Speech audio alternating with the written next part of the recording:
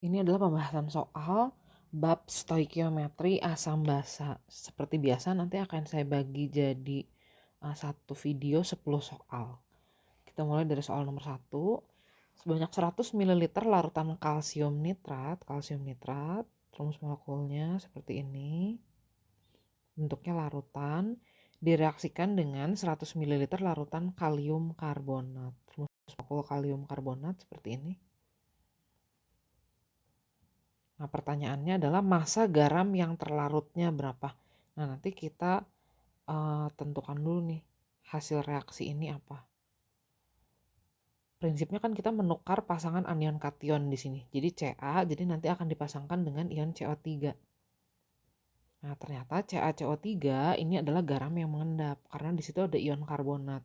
Ion karbonat adalah ion yang sukar larut. Kemudian garam berikutnya adalah kalium dipasangkan dengan ion nitrat jadi KNO3. Nah, kalau KNO3 ini mengandung ion kalium dan ion nitrat. Kedua ion yang selalu larut. Jadi KNO3 larut. Oke, yang ditanya adalah massa garam yang terlarut. Jadi sebenarnya kita ditanya berapa massa kalium nitratnya. Pertama, persamaan kita setarakan dulu. Begini udah setara ya.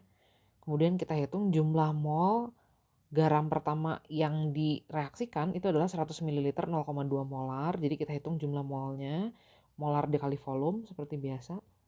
20 milimol. Kemudian kita hitung jumlah mol garam keduanya. Garam keduanya 100 ml 0,1 molar. Kita hitung jumlah molnya. Molar dikali volumenya 10 milimol. Seperti ini. Nah, ternyata reaksi pembatasnya bisa kita lihat di sini ya.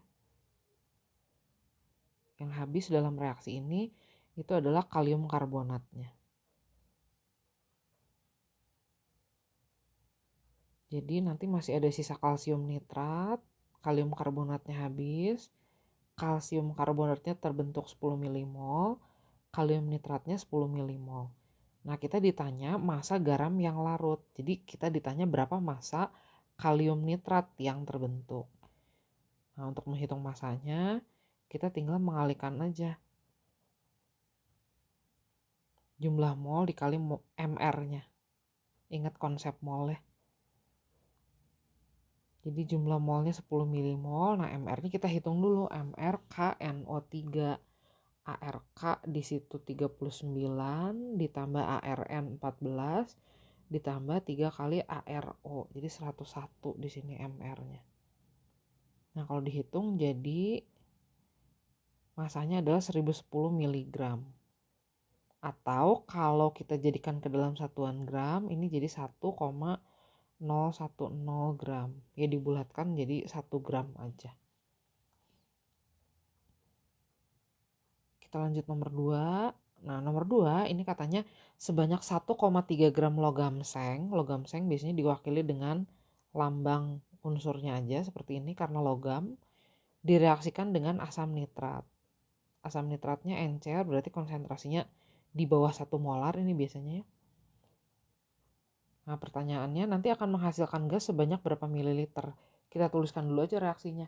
Ini reaksi antara logam dengan asam. Hasilnya adalah garam dan gas hidrogen. Nah, Zn itu biasanya jadi bermuatan 2+ kalau dipasangkan dengan ion nitrat. Nanti hasilnya jadi seng nitrat seperti ini. Di situ ada ion nitrat selalu larut, jadi garamnya larut. Kemudian produk berikutnya adalah gas hidrogen. Persamaan reaksinya seperti ini, kita setarakan. Nah, logam sengnya 1,3 gram, AR-nya 65. Jadi kalau kita hitung jumlah molnya, 1,3 dibagi 65. Atau 0,02 mol. Pertanyaannya kan gas yang dihasilkannya berapa mililiter pada keadaan STP. Nah, dengan perbandingan kita hitung dulu berapa jumlah mol hidrogen yang dihasilkan. Jumlah koefisien Zn dan H2 itu 1:1, jadi jumlah molnya juga sebanding. Nah, pada keadaan STP, jumlah volume gas itu bisa kita hitung dengan cara mengalihkan angka 22,4, ini sebenarnya RT per P-nya, dikali jumlah molnya. Jadi nanti kita dapat volume gasnya 0,448 liter. Kalau mau dijadikan mililiter, jadi tinggal dikali 1000 aja ya, 448 mililiter. Jadi jawabannya E. Nomor 3. Sebanyak 7,9 gram paduan kalsium dan nikel. Jadi ada dua di sini logamnya. Ada kalsium dan ada nikel. Bereaksi dengan asam klorida berlebih. Jadi keduanya direaksikan dengan asam klorida. Saya bikin dulu reaksinya masing-masing. Nah, produknya pasti garam. Ingat Ca muatannya 2+, Ni juga sama. Dan hasilnya ada gas hidrogen. Seperti itu, persamaan disetarakan.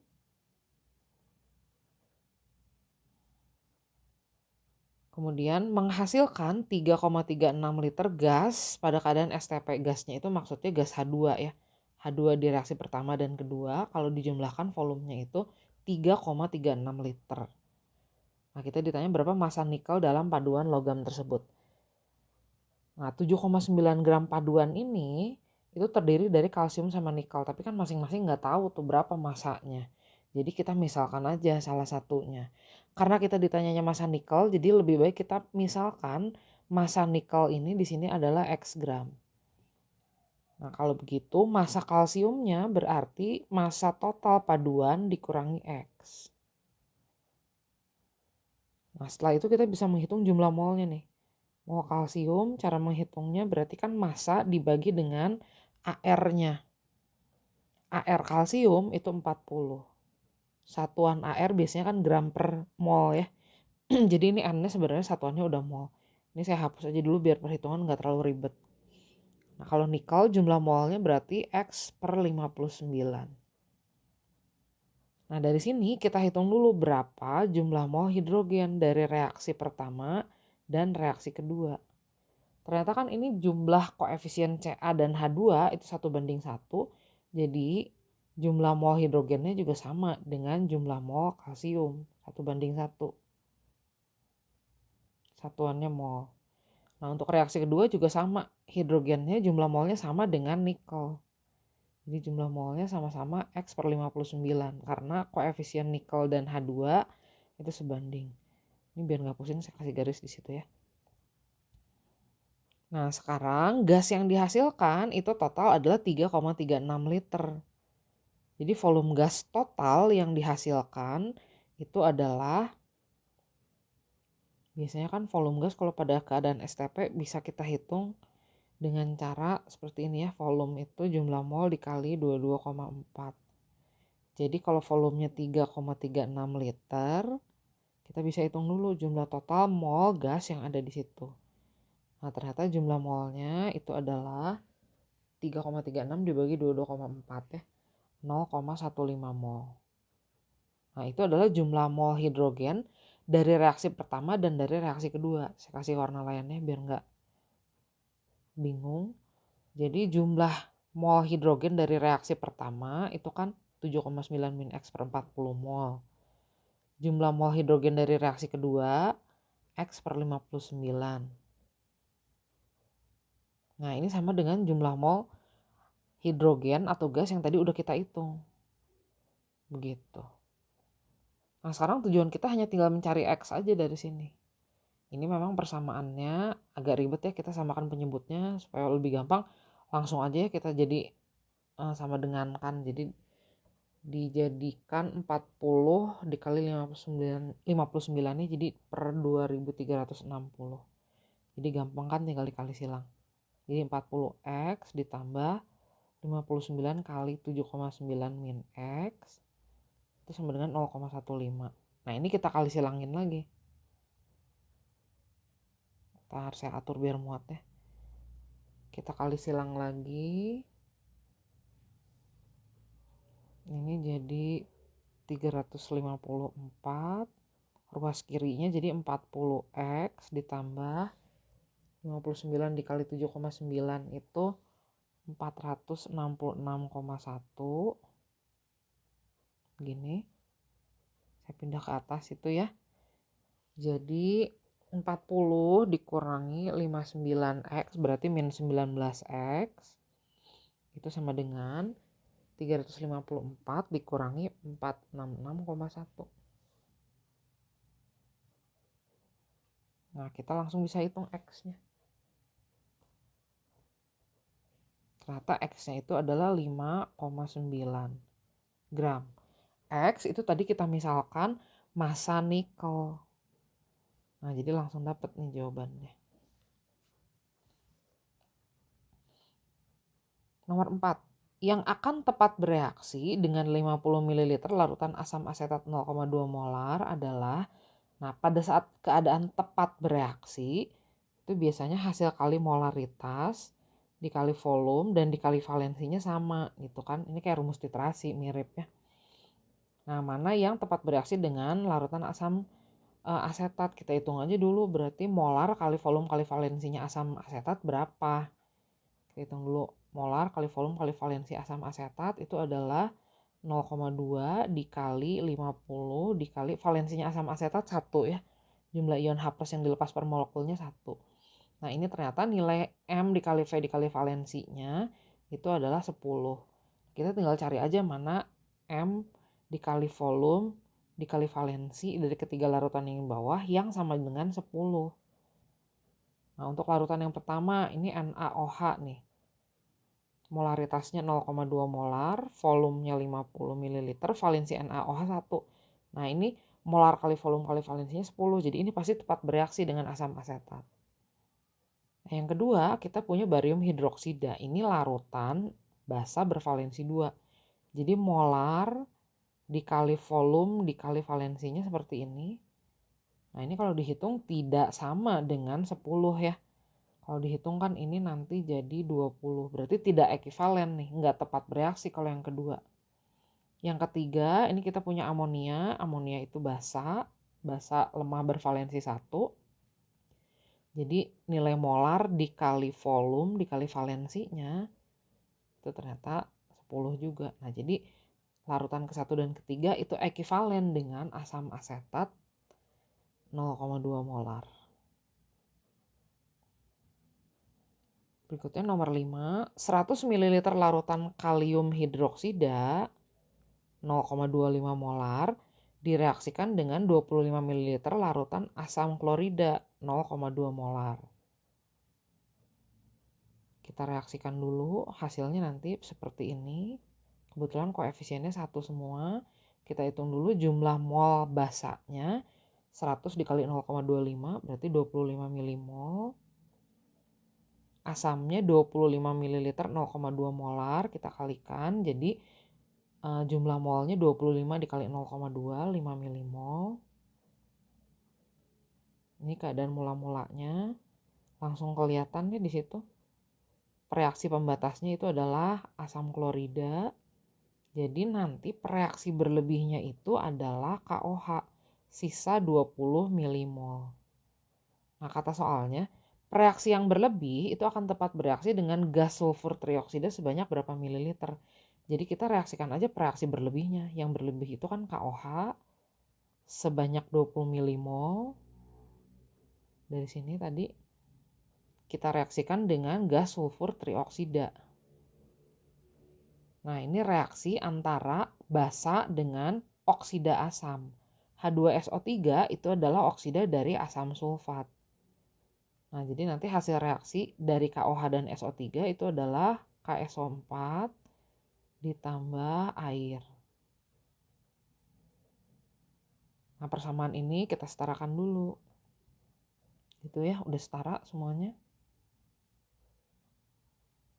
Nah, kalau KOH yang direaksikan 20 milimol, dia akan tepat bereaksi dengan berapa mol SO3. Nah, kalau tepat bereaksi berarti kan jumlah mol SO3-nya akan sebanding dengan perbandingan koefisien KOH dan SO3 ya.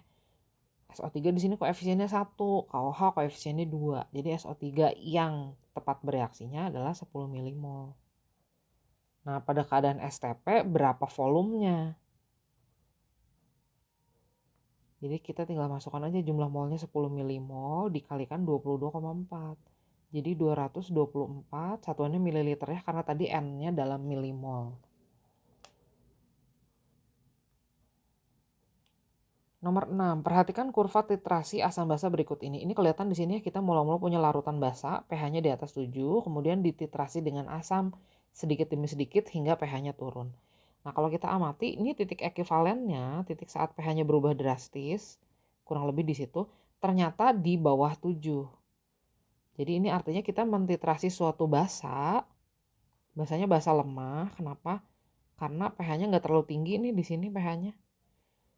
Dititrasi dengan asam kuat. Kenapa saya menyimpulkan ini dititrasinya oleh asam kuat? Karena titik ekivalennya ternyata di bawah 7 nih. Titik ekivalennya ada di situ. Nah, jadi indikator apa yang digunakan? Ya, kita gunakan indikator dengan range pH di bawah 7 yang dilalui titik ekivalennya. Nah, kalau dilihat di sini, mana aja nih indikator yang trayek pH-nya di bawah 7. Ini kan ya. Nah, ini semua bisa digunakan.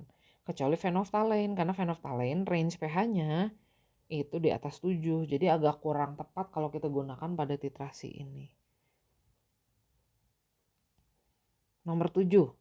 Sebanyak 3,9 gram logam L, kita tidak tahu logam apa, direaksikan dengan HCl ya, katanya tepat bereaksi, persamaan reaksinya ada di situ.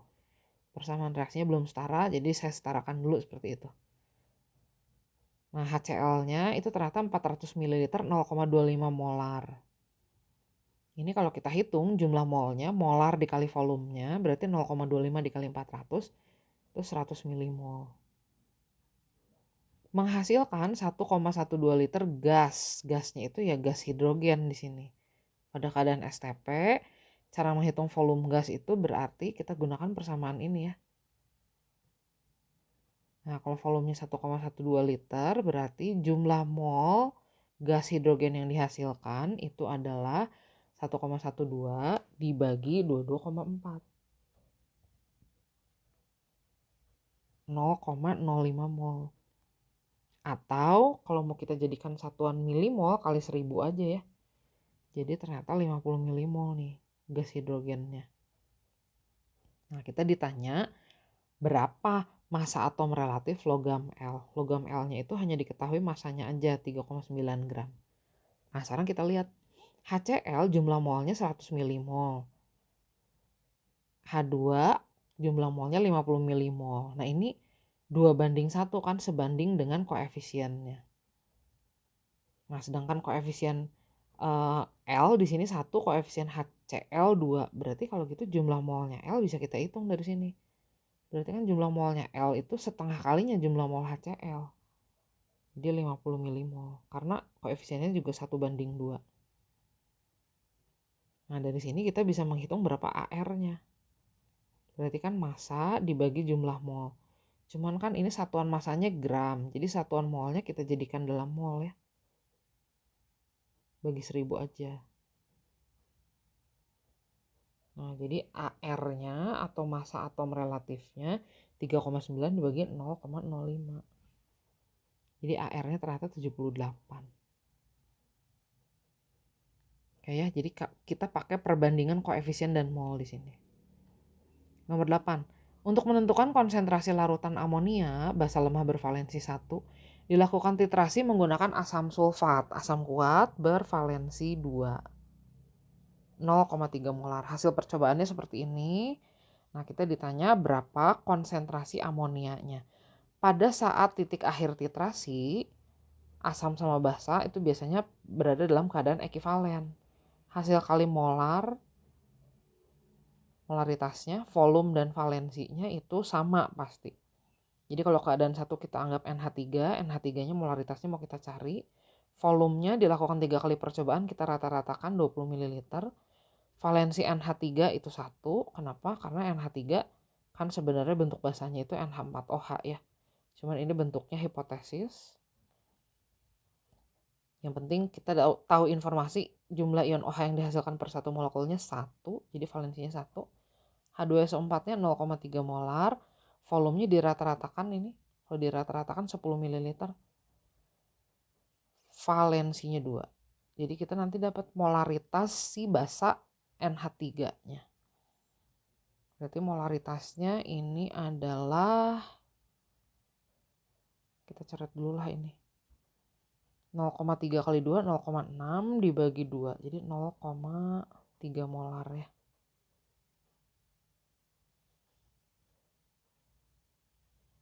Nomor 9.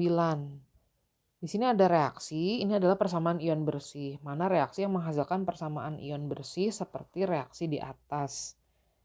Nah, berarti kita harus reaksikan dulu ya. Biasanya persamaan ion bersih itu akan diperoleh dari reaksi antara asam dan basa yang menghasilkan garam larut. Jadi pasti nanti kan ion-ionnya juga diperoleh dari reaksi garamnya.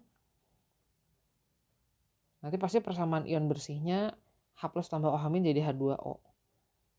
Nah ini kalau dilihat reaksi nomor 1 dan reaksi nomor 2 itu adalah reaksi asam dan basa. Cuman bedanya reaksi yang kedua ini produknya endapan barium sulfat. Pasti nanti dia nggak diurai tuh waktu penulisan persamaan ion lengkap. Kalau yang ketiga garam yang dihasilkan larut juga ya. Biasanya sih itu nanti juga persamaan ion bersihnya seperti yang kita minta di atas ya. Nah kalau yang keempat ini bentuk asamnya bentuk basanya itu oksida basa nih. Jadi nanti nggak bakalan diurai Na2O-nya. Walaupun garamnya larut ya. Nah ini nanti boleh dicoba yang menghasilkan persamaan ion bersih seperti di atas itu biasanya harus reaksi antara asam dan basa, larutan. Asamnya larutan, basanya larutan, garamnya juga garam yang larut. Nah jadi yang benar yang ini aja. Nomor 10 kita ditanya mana reaksi yang menghasilkan gas. Ini reaksi antara oksida basa dengan asam. Hasilnya jadi garamnya kebetulan larut dengan air. Nah CaO itu jangan lupa dia adalah oksida kalsium hidroksida. Berikutnya ini ada amonium sulfat direaksikan sama NaOH. Nanti hasilnya adalah Na2SO4. Ditukerin aja pasangan anion kationnya. Oh ada ion Na-nya pasti larut. Kemudian hasilnya NH4OH, ingat itu adalah senyawa hipotesis, jadi harus diurai menjadi bentuk-bentuk yang stabilnya, seperti itu. Intinya tetap ada gas di situ ya. Berikutnya P2O5 ditambah KOH. P2O5 ini oksida dari asam fosfat. Nah, jadi nanti hasilnya begini. Ada kaliumnya berarti larut garamnya ditambah air. Di situ tidak ada gas. Berikutnya natrium karbonat dengan asam klorida. Nah nanti kita akan dapat garam NaCl larut ini ya. Kemudian ada H2CO3. Nah itu senyawa hipotesis juga. Jadi harus diurai menjadi H2O tambah CO2. Nah di sini yang ada gasnya itu adalah reaksi kedua dan keempat.